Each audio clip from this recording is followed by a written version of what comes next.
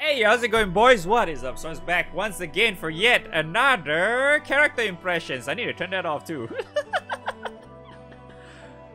There. Okay. So we have yet another summer character that they were announced back 1 week ago, not 2 weeks, a week ago. Shalem. We'll be talking about Shalem first. She turns out to be not a dark character, so that's great. We already had a big ass discussion about this that it's probably going to be up on my channel as well, but I'm not going to talk about it in this one. So she's water now. She has 1300 HP, she has 8770 attack, she's special type, she is still unknown, she's a spear and staff character, specialty and summer, yes. So her Ogi is Chaos Impact, massive water damage to a foe, remove one buff and delay effect. That sounds really strong.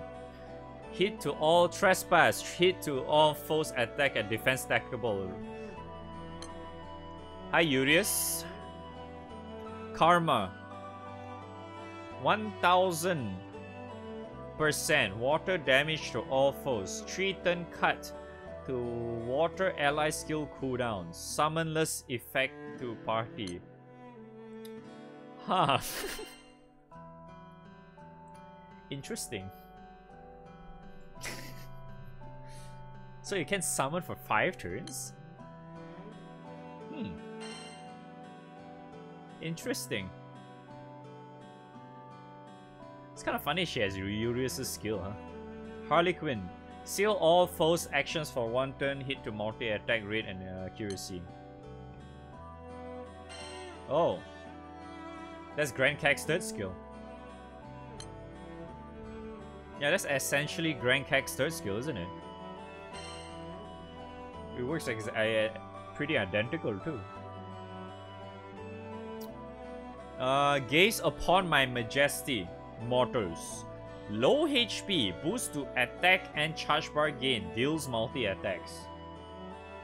So she has guaranteed double attack all the time. Lost Child of Eternal Summer. Boost to CA damage and CA cap based on number of foes debuffs. When the foe has 10 or more debuffs, activate charge attack twice. I see. Sure. Zodiaco Vitae. Yeah. A dagger. Her OG one's an axe, right? Now it's a dagger. Fandango. Medium crit and medium at triple and attack? And EX medium attack? What?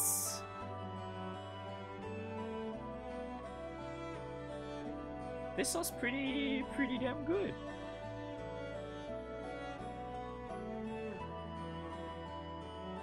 Yeah, actually this sounds pretty good. Boost to all allies multi-attack.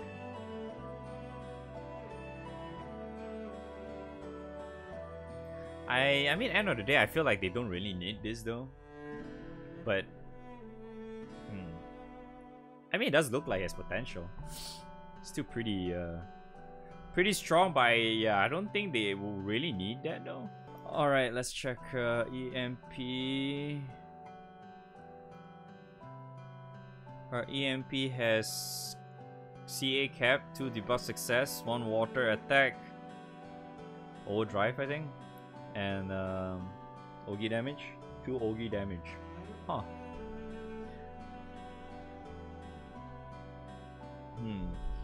I guess you could just max this. This tree is important. It does look like her debuffs are pretty was that important to have, so I don't think you want to max both of those. Yeah, I don't think you want to max both of those. But I think putting 2 points on each is already enough, in my opinion. If you put 2 points of each, I think it's okay. And then you could probably put more into defense, just because that she does have low HP, so having more defense is going to be very, very beneficial for her. I mean, the Ogi attack is pretty cool too, I suppose. I'll put at least like 1 or 2 points in them to get a lot of damage consistency for her Ogi. Yeah, I think you just max that out is probably good. Just max this tree, put 2 points here, so that is like 13. Yeah, 13. So you have 5 more. You can probably put 2 points of these.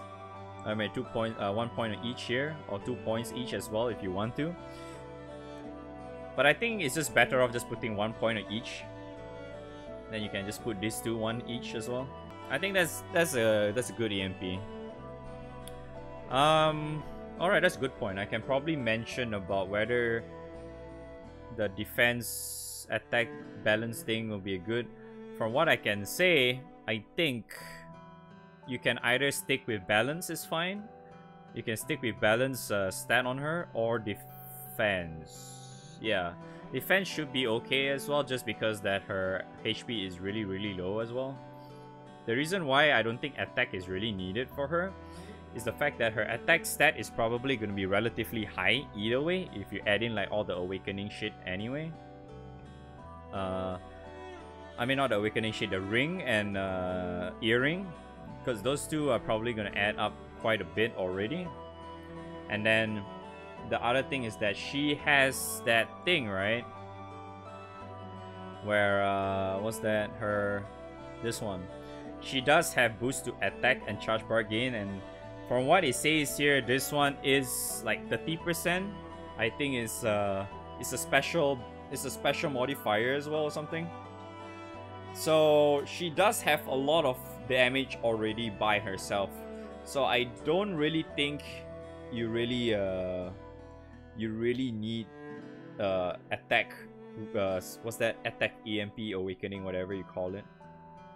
So technically, even balance is already more than enough in my opinion. If you're afraid that she's still relatively on low HP, way too low for you, you can actually kind of put defense on her. I don't think it's really needed. To me, it's better off just sticking to balance for her. So yeah, you could do that. But yeah, that's kind of like my opinion. End of the day, you do whatever you want, right?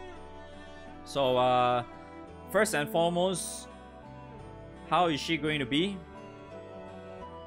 She's really, really strong in full auto, obviously, because of this thing, and also because, you know, her innate passive makes it even stronger. So full auto is really, really strong. Another one, obviously, she's gonna be super, super, super strong for hard content. Then again, I'm not even sure is it really considered hard these days, but yeah, hard content like Fa, Belial, Babu, all those guys. She's gonna be really, really good for them. As not to mention, you don't really have to rely on Urias anymore, because she can do it. She can do it, she can dispel, she can delay. Perfect for every given scenario for hard raids. And then you get extra this as well. Maybe you don't want to use this when you're going against Babu though, because you know, you just like when you go through that stupid thing, you just get summonless as well. So imagine you get like a super long ass summonless section in Babu. But yeah, she's still gonna be really, really strong in hard raids no matter what, because you have this as well. You can kind of delay 1 turn as well. Then you have you can debuff as well, and Water has a lot of options to gain lots of meter too. And then she has more meter. She's like what, 30% more meter? Yeah, she has like 30% more meter because of a passive. And then you can just not press this as well. Then you get dispel, delay, and all the likes. Yeah. Really, really good. She's kind of like, she honestly reminds me like kind of like Poseidon in a way, like full auto shit, but like you kind of use her for something else. But yeah, she really reminds me of Poseidon. Basically, like TLDR is like the way she works is very similar to the likes of Poseidon. You can use her full auto and hard raids. You can just do that just fine. You don't really have to you can't really use her for Luca strats, bursts, whatever. Unfortunately, you can't. But if somehow you're in a raid that has a lot of debuffs, you can also use that as like a burst setup. You know, like say for example, if you get lucky in Ultimate Baja trains or something, which is very unlikely to happen by the way.